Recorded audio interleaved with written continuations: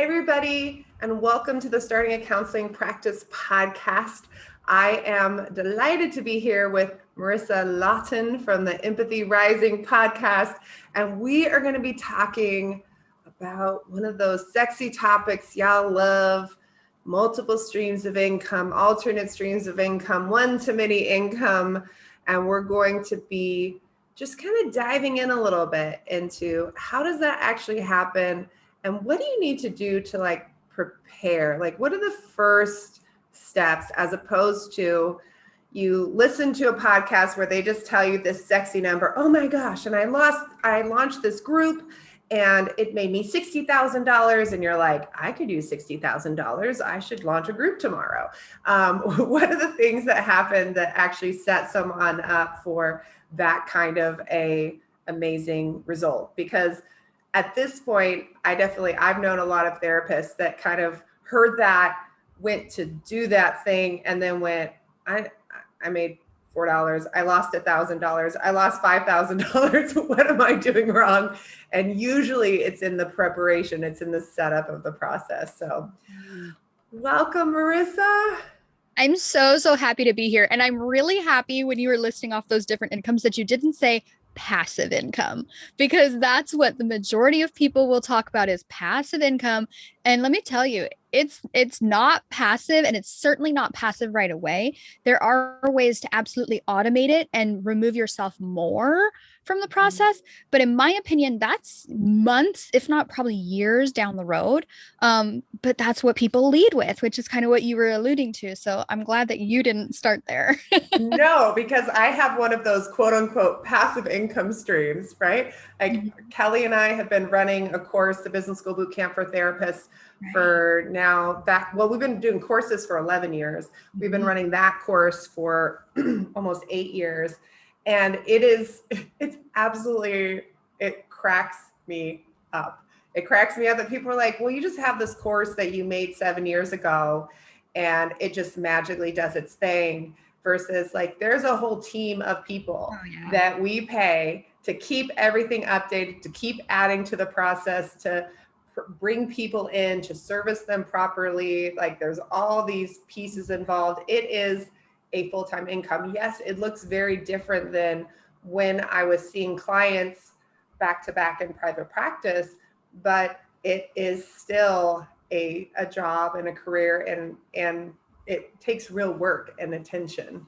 100%. And I think that's what a lot of people don't think about is when you start moving to passive, it becomes passive because you pay for it, whether you're paying for advertising or whether you're paying for people. And so great, you're making money without technically working a lot, but your profit margin, you're not seeing a lot of that money at all because you're paying it out. So these are just all of the I feel like we're going to expose some secrets here. These are all the things that people don't talk about when they're like, yeah, do this. And it's like, yeah, but what about all the steps you took to get there? Or what about all the things that you're not talking about that are like the cogs in the machine that are going on behind the scenes that people don't aren't privy to, right? Because that's not sexy. That doesn't make people subscribe to your podcast. That doesn't make people enroll in your course about how to launch this thing. It's the pieces that if you just kind of gloss by them, oh yeah, no, I mean, there's work involved, no doubt. And then they just go back into the success story piece of it, versus wait a minute. And I think especially for therapists, which are the primary people that listen to this podcast, for therapists are really, really hard workers. Really hard workers. And they usually come to this idea of multiple streams of income or passive income because they're burnt out, they're exhausted, they've been working way too many hours for way too long. And then somebody says, hey, next month you could, make more money than you made in the entirety of last year in profits. Right. And you go, what? Yeah, I need to do that. Right. Oh, but wait, I'm still working truly 60 or 70 hours a week, even though I'm quote unquote only seeing 17 or 25 or 32 or whatever the only is in their world. I'm only seeing this many clients, but you're doing email, and you're responding to phone calls, and you're managing progress notes, or maybe you're just spending a lot of time avoiding the progress notes that you're like, 3 months behind on, and all of these other pieces that you're doing.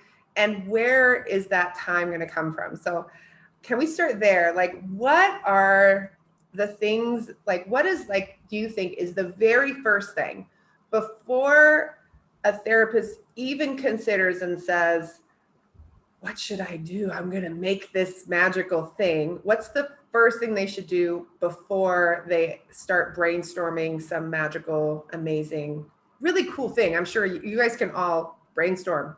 We are creative humans. But before we do that, what are things that therapists need to start to do? This is going to sound a little corny. Simon Sinek has an entire book called Start with Why, but doing some values work. Why do you want to make a change, right? Do you want more time with your family? Is connection and relationship important to you? And it's not happening as much because of how in much time you're giving to your practice. Some people, and one of my values is actually wealth, and like passing on to my kids and making their lives easier than mine was. So having some kind of generational wealth, and a lot of people don't like to talk about that, especially as a value, but that is one of mine. And it comes from having multiple streams of income. But getting really clear on what are the values behind this decision? Is it sexy? Is it attractive? Is it what everybody else is doing? And is it like FOMO or peer pressure that's making you act that way or want this new thing? Or can you literally connect it to a deep rooted value of yours? A lot of times the values that I see come up are connection, freedom or ease is a big one, especially if clinicians are seeing heavier caseloads.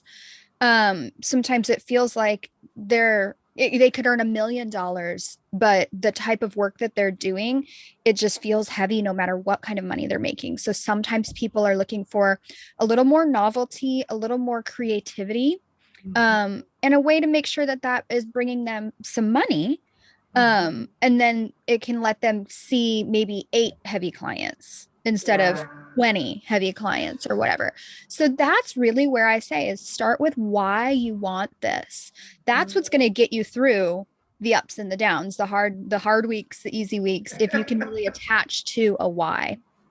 I just think that really is the piece. I think there are so many therapists that forget that piece, and then it just leaves them going, well, what's the magical course, or what's the magical thing, or what do I need to do, or how do I find the time?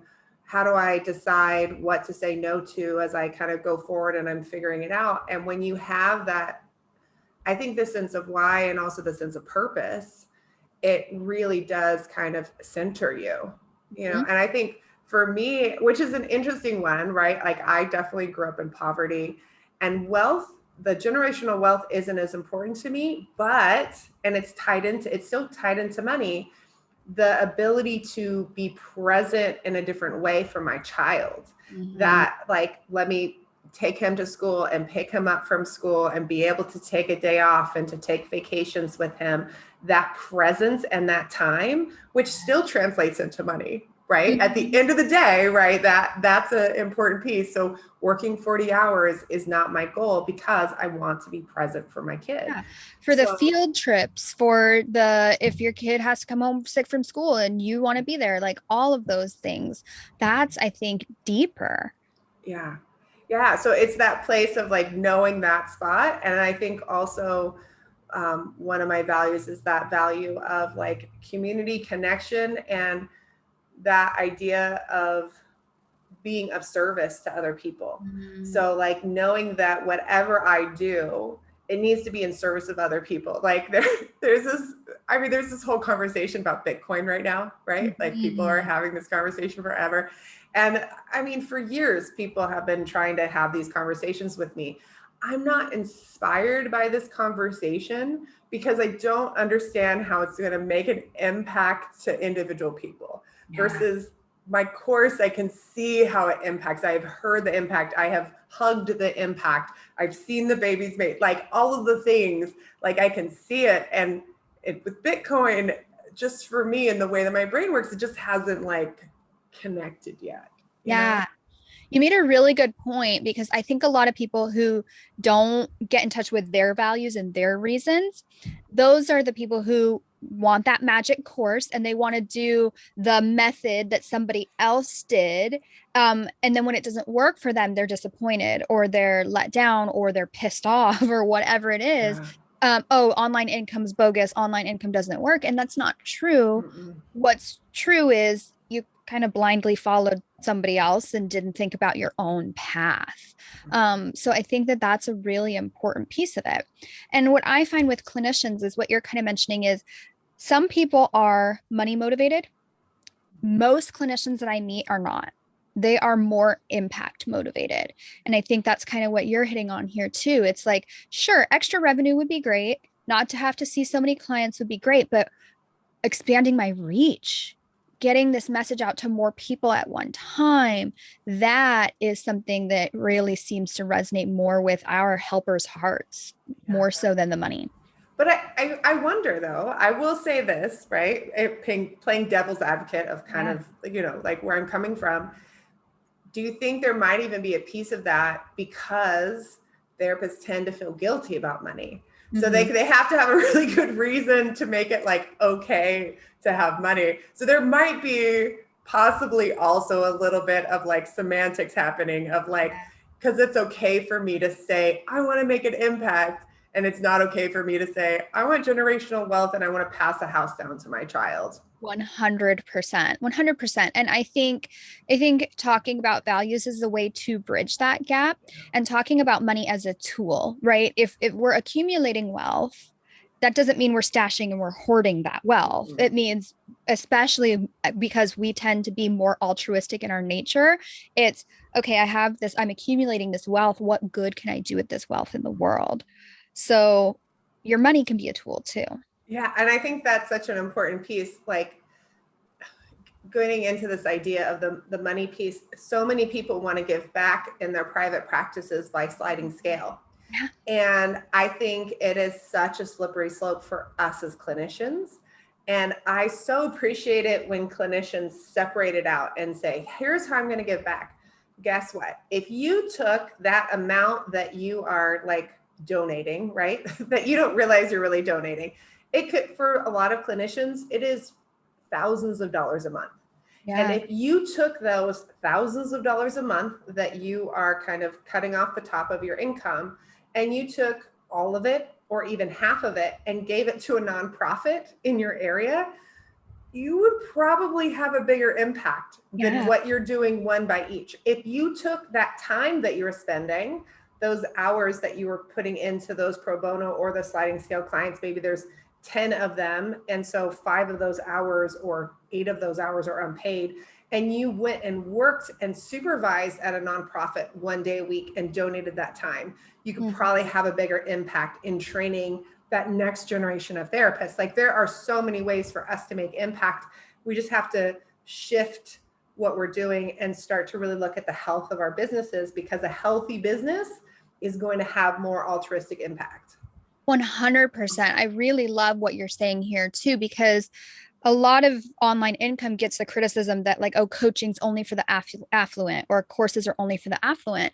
And maybe we'll probably talk about this a little bit later, but maybe you do want your online income to be in that premium priced category, but that can supplement some of these open paths sessions that you offer. Or if you do, if it is in your value system to offer sliding scale, then this other income stream that you have going on can supplement what you would be quote unquote losing from having those spots. So I think playing around with this concept of multiple income streams, as well as, where am I making smart business decisions? I think it can, and then of course, like we just said, tying back to the values. Why do you want a sliding scale? Why do you want open path or pro bono or whatever? What value is that linked to? Maybe it's accessibility. That's totally cool, but let's also have a business mind with that. Yeah. And also have a the real, I always like to look at the reality of every clinician could have 10 pro bono slots a week, and we still wouldn't be able to touch everybody who needs accessibility of mental health care. So there's some systemic things that are going on that we are not going to be able to like fix with these pro bono and sliding scales. And I think there is a certain amount of like, we're like putting like, I don't know, this like, I can't even think of the thing, but it's like we're trying to put jelly beans in like a huge leak and they're just shooting back out at us. You know, it's like, oh no, I can fill it up. I can put the things in there, but like it's not going to work. And I don't say that from a negative Nelly perspective. I say that from a, let's figure out as a profession, as a movement, what can we really do? And I do think for some of the things of therapists showing up with these courses, showing up with these different ways to educate, do preventative work, to really shift the way that mental health is viewed in the grander world, you know, the grander community. I think those things can make big, long-lasting systemic changes. Yeah, I think so too. Okay. So there's one, right?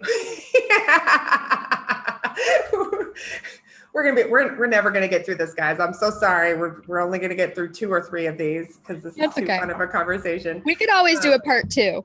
Right? So we'll do the part 2 on your podcast and they'll be like, wait, where'd it go? Where's part 1? We'll do the thing. So what do you think is the second thing that therapists need to do to really prepare before they go out and start creating offers and trying to sell things online? Yeah. So once you're in tune with your values, we need to identify those things that are non-negotiable to you. And so typically, like this is just an example, but if connection and relationship are your values, things that are probably non-negotiable to you are like family time or something like that, right? So we were talking before we hit record that time has an opportunity cost. Anytime you say yes to one thing, whether it's consciously or unconsciously, you are saying no to something else. And so we need to identify what are the things that you will not say no to, like you refuse to say no to. And that might be your family time. That might be, your spiritual time, your self-care time, whatever, fill in the blank. And if you don't know necessarily what those non-negotiables are, go back to the values, because the values will often inform those non-negotiables. But we need to make sure that those are taken care of first. So, an example of this might be obviously your practice, because that's your livelihood. So that's non-negotiable, at least at this point. Your goal may be to shrink that practice over time. And we can talk about how an online income stream can help you do that. But right now, your practice probably needs to be a non-negotiable.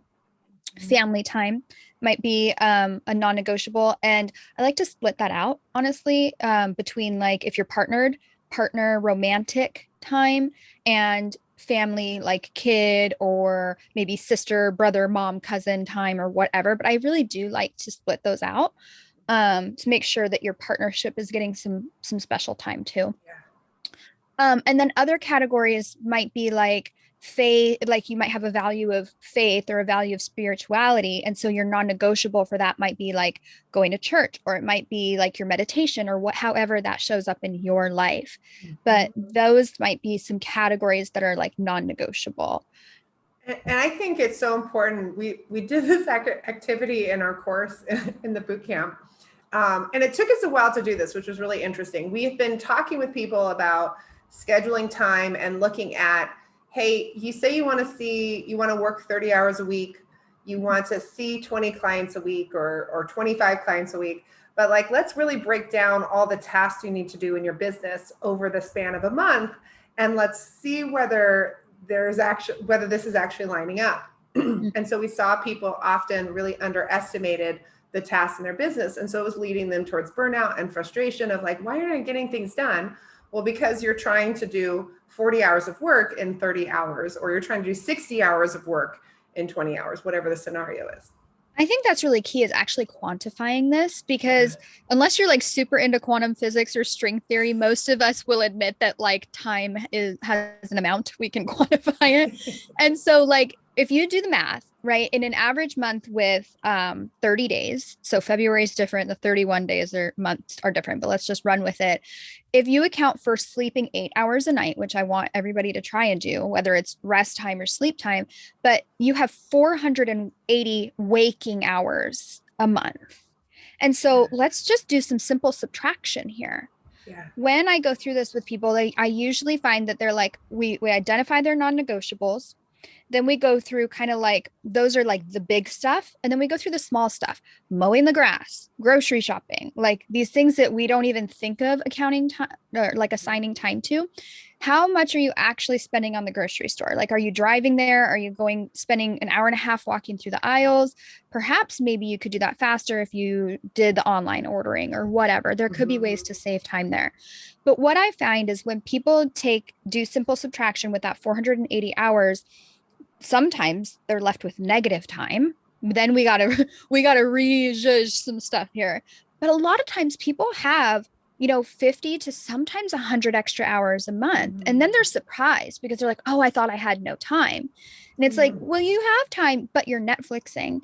You have time, but you're playing on your phone, or you're being zoned out or unintentional with that time. So This is the funny part, is that I have the opposite issue with our clients. yeah. Our clients often end up with negative time. Yeah. Not positive time. They are like, oh, I figured it out. I'm listening. We always talk about the 168 hours a week, right? And they're like, I just need 40 more hours. Like, I need 2 whole more days. And we're like, that was 40 hours. But if you had 2 more days, you'd still need to sleep and eat and like do some of these other things. They're like, oh my gosh, I need 3 more days. And suddenly they started going, oh, I really have to figure out what I need to say no to, and what are the pieces, and be really realistic about what I can see. When I talk with a therapist and they're like, oh no, I love seeing 32 clients a week. I'm like, okay, really? And then we start getting into like all of the things in order to do that 32 hours a week that they are not doing in the rest of their life. Right. To create space for that kind of energy. And you find that there's all these other areas and values. They don't have social relationships, progress notes aren't done, billing isn't done. And then you start to talk about, okay, so what if we created space for all these different areas to get your life in balance? And we pulled back from the caseload, and they say, well, but then I can't actually afford to see fewer than that. So they have created this dynamic, right? And said yes to fees or contracts that aren't actually sustainable. 100%. And I think if everybody listening, here's your passive income stream. Truly, truly, passive income, Marissa will either confirm or deny when I get to the end of this. I can give 90% of clinicians a passive income stream where they can make somewhere between $10,000 and $30,000 of profit per year without adding more than probably 15 hours total. 15 hours total. I'm like leaning in. I'm so curious. Raise your fee. Oh, there you go. Yeah. If you are charging $80 a session, and you were going, wait, I'm not able to like manage all of these things. I don't have money for retirement. I don't have money for this. I don't have money from that. The first thing is not that you need to go and launch a course. It's that you need to sit down and really do the math, because if you're seeing 20 or more clients a week, that is a full-time job. That is a full-time business. 20 billable hours is more than enough. For some people, it's 12. You should be able to be sustained. And when I say sustained, that means vacation, sick time, put a little money towards retirement, have some money in the things, if your computer breaks, that like nothing terrible happens, that if you have a medical issue for a week, that you don't have to do a GoFundMe, because there's literally no buffer. Like, you should have buffer. So if you are seeing 20 clients a week, about 50 weeks a year, just for easy math, every $10 average in your average fee is $10,000 a year. And Yeah. you've already paid I'm going to say the expenses for those clients. So everything that you raise up is simply profit. Mm-hmm. And this isn't from a money mongering thing. This isn't from an accessibility thing. It's from clinicians are undercharging across the board around the world, and they are accepting insurance contracts that are not sustainable. Yeah. I mean, you look at this piece of, you can have, let's call it like ABC Insurance Company, and you have ABC Insurance Company in California, and you have ABC Insurance Company in Arkansas. And you go, oh, they're ABC Insurance Company, whatever. But they're not. They're actually two different organizations. Every single state, sometimes in the state, Northern and Southern California, will be two different corporations. And their whole reimbursement schedule is completely different. Yeah. So I have clients that are getting reimbursed $62 in Los Angeles. Right. And they're getting reimbursed $132 in Arkansas. Can you completely backwards? Right? Because they are not making the decision as a business on what is the going rate, what is the cost of living, none of those things. They're making the decision based on what will people agree to. And there's enough clinicians in Los Angeles that will agree to $62 that they go, that's a good business decision. We can do that. And so until we as therapists own our stuff, own our money issues, and start to do the math and look at what the actual expenses are and go, you know what? At $62, when I add everything up, I could make more money and have better benefits at Starbucks. Right. That's not okay. And so I'm going to say no to things that don't work for me and let the companies go, oh, wait, we suddenly don't have clinicians that fit with that. And this is not to price fix or anything. It's literally just, we need to take ownership of our business mind. Mm-hmm. And what I really like about this, I know I kind of took us on a different direction, but what I like about this is a preparation for another stream of income is that if you don't resolve your money stuff and put on that business hat and get comfortable with some of this budgeting and business projecting and forecasting, you're going to replicate the issues that aren't working in your current business in this next business. Yeah. Right? This other stream of income, whatever money stuff, whatever guilt and shame you have around it, whatever discomfort you have about pulling up an Excel spreadsheet and figuring out what the expenses are, it's going to bite you in the butt for your next stream of income. Yeah. So I think getting the money mindset stuff under control and then getting this time stuff under control. Mm-hmm. Ideally, you're saying your people typically have negative time. What I would encourage before you're even starting to think about this, getting to positive time. And I would try and get to, and this is nuanced because it depends on the type of offer that you end up doing, which we can talk a little bit about, but positive 40, like 10 hours a week. And that's after your non-negotiables are filled in. That's after all of your other running errands. And if you want to build in Netflix time, and if you want to build in blow off steam and hobbies time, then that's after that too. Let's make sure we're accounting for the lifestyle that we want and working towards shaping that before we then add on something new. Because if you don't have the time to do your current lifestyle, there's no way you can add on something new. Yes.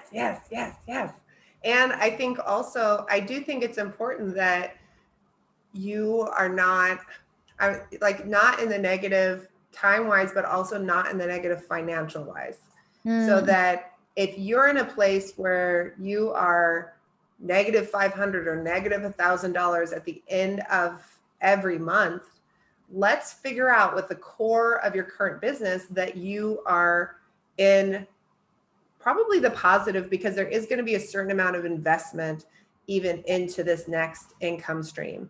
So what would it be like to even have $500 a month or $500 a week extra that you could invest into this other place? Yeah. Because I think that's place of also panic where somebody comes into a spot where they're like, okay, well, every month that I don't have this magical thing, I'm losing $5,000 or I'm losing this amount of money or I'm going this much more into debt.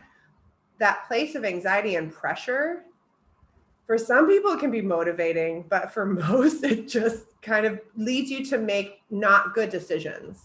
And, imagine marketing with desperation in your voice, or marketing with like desperation. And so you do get on a call with a potential coaching client or a potential person who wants to buy your course. And you're like, please buy my course. And you're putting out this energy. It's not going to end up in a sale anyway, because the person's going to run for the hills. Yeah. I think that's the piece, is that like ultimately when somebody connects with you, they want it to be solving their problem, not solving yours. Like the course should never be at the core just about solving your financial or time issue. It should really be about transforming this other person's life. And that should be if you get on the phone with somebody or landing page, it should only be about them. Right. Create that space for them. The way that I kind of imagine this, and the listeners can't see me, but I'm going to use like my hands. Well, I think some of this will be on YouTube. So yeah, great. they can, you're like, no one told me. I would have put makeup on. You look gorgeous. Thank you. But I think about, streams of income as like faucets. And right now, your practice faucet needs to be the one that's kind of on full blast. And that might mean saying 32 clients at, $62, which is what we don't want. So we might need to adjust this faucet up and down until it feels like a manageable, ease-filled income stream that is meeting your needs, like Miranda's been talking about. This other income stream, it's going to be like a tightly locked faucet for a while. And then you're going to turn it and a trickle is going to come. And then you're going to turn it a little bit more and a little bit more of a trickle is going to come. Eventually we can balance this out. And the reason I do love multiple income streams is because you are the person, I look like a puppet master almost, which is kind of what I'm saying. Like, you are the person who is in sole charge of these faucets. So last year when COVID happened, and for some of us shut this faucet off completely until we could get online or until we could whatever, having another income stream that you can then ratchet up can supplement this. So I love that there can be a play here between them. And if you want to take a vacation, maybe then you do a launch of your course like strategically timed so that you're turning money off from this one for 2 weeks, but money's still coming in from here or whatever. We can play around with that, and it can be really freeing, because sometimes when we're stuck face to face with therapy clients, we can feel like we can't travel, we can't do a lot of these things. So there's absolutely a benefit. However, I love what we've been talking about is I want this income stream set up first. Yes. When I'm teaching this one, I don't teach ads right away. I don't teach financial investment right away. Of course, my students are investing in me. So paying for my programs is an investment, but I don't want to teach ads and like money dependent business growth right away. I want to teach some organic stuff right away. That's what's going to inject some cash. That's what's going to get those trickles. Now, if you want this faucet to be like full bore, then we talk about advertising. Then we talk about spending more dollars here. But if it's only, some people come to me, I'd really love to pay down my student loans. We want to buy a house in the next couple of years, but my debt to income's messed up. Like, how can I make an extra $500 a month to really start paying off these student loans? That's one thing, versus I want to shrink my caseload by half. Or some people come to me like, I'm kind of interested in leaving the field, and we know that that's kind of like a negative consequence of being a clinician sometimes, but I want to maybe leave the field and I need to at least make what my practice is making or more. Yeah. And so those are going to be different business structures. Those are going to be different needs depending on, I want to make a couple hundred extra bucks a month versus I want a full-time salary or more. Then we're going to approach that differently from a money standpoint and from a time standpoint. Yeah. Oh my gosh, this is such a fun conversation. Okay. So I know that we are running out of time because this is such a fun topic. Yeah. What is, as we start to kind of lean towards wrapping up, what is like the biggest piece of advice, like the one thing or the one mistake that you see therapists making that we haven't touched on yet when it comes to these multiple streams of income that you want to kind of leave them with some 100%. Marissa? Yeah. So you will hear from a lot of people out there to kind of just build an audience and figure out what they want and then give it to them. And I think that's opposite. I think that's backwards. I think that sets you up for a long road because it can take years sometimes to build an audience. And then you've got multiple voices. Like you say, what do you want? And if your audience is actually engaged with you, which is hard to do, they will be like, I want this. Oh, I want this. Oh, I want this. And so then you're trying to fill like 3 different needs. So the way to do this more efficiently, more effectively, and faster, quite frankly, is to start with an offer first. Know what it is that you want to provide and bring the audience to that. You know, they say what catches, or, you know, you catch more flies with honey. But flies are also like attracted to garbage too. And I'm not saying that like, you know, starting with building the audience first is trash. That's not what I'm trying to say. But if you have a bunch of stuff out there and you're just attracting a bunch of people, it's not as beneficial as creating that honey pot. And you know, we're talking integrity here, we're talking ethical here, but like creating a really good solid offer and bringing people to that, it's going to build a better quality audience, it's going to build a better, more engaged audience, and it's going to lead you to sales faster. So start with the offer first, not the audience first. It's as someone who I definitely started with community first, and it wasn't because I was even trying to do a business. Like it was just a natural thing that kind of came out of starting a study group and transitioning to actually realizing, oh wait, I've been doing the study group for years. I'm spending 10 plus hours per week for free in the study group, and people are asking more and more of me, and like I need to put some boundaries around this. It was a really hard road to transition that into people actually paying me for my services or seeing value of that. And even today, I will say, because the group is still active, it's funny the expectations that people have of this free group, right? 15,000 people going, well, why don't you do A, B, C, D? I'm like, I'm already paying multiple people to moderate this group Monday through Friday. Well, why aren't you here on a weekend at 9:00 when I just cursed at somebody? You're like, oh my goodness gracious, silly monkey moose. So I definitely resonate with the idea of it's a beautiful thing to be of service. I do think community is so powerful. And if you don't have a sense of what you're really going for, it can really be difficult to attract the right community to you. Yeah. And so I think that's another question is like, there's a difference between wanting a platform, right? Having a message, and maybe like you'd get on stage, you'd speak for free. That message is just so important to you. That's this impact that we were kind of talking about earlier. That is different than starting a business. Yeah. And you could have an Instagram that is all dedicated to your thought leadership, and you just want to put this message out there. It's just so important for you. It's to get it out. You can get book deals from that. You can get invited to speak on stage from that. Like that happens. However, it's a very different path than my goal is X amount of money a month, or my goal is whatever, and I want this to be an income stream. We start from a very different place.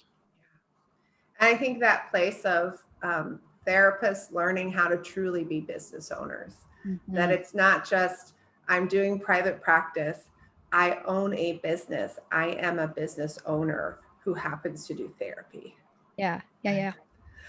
Oh my gosh, Marissa, thank you so much for coming. You're welcome. Will you share your web address and like what is your favorite opt-in for people to go in and check out? Yeah, I have kind of 2 things that are relevant to our conversation. The first is my quiz. It's free. It's marissalawton.com/quiz. So it's super easy.